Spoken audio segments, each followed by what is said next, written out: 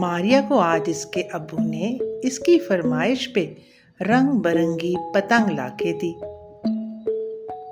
پتنگ پا کر ماریا کی خوشی کی انتہا نہ رہی۔ وہ خوشی خوشی پتنگ اڑانے لگی۔ اچانک ماریا کی نظر باغ کے دوسرے کنارے سلیم پر پڑی۔ سلیم اداس لگ رہا تھا۔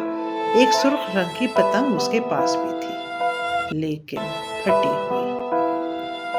ماریا کو سلیم کی اداسی کی وجہ سمجھ آ گئی۔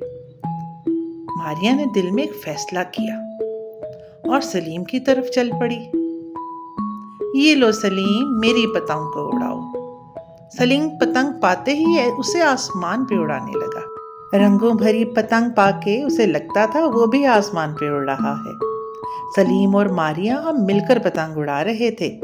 پکے دوستوں کا یہی تو فائدہ ہے کہ وہ اپنے دوست کو اکیلا نہیں چھوڑتے، غم اور خوشی میں ساتھ ہوتے ہیں، کیونکہ دوستی محبت اور دوسرے کا خیال رکھنا، قربانی دینا ہی تو سکھاتی ہے۔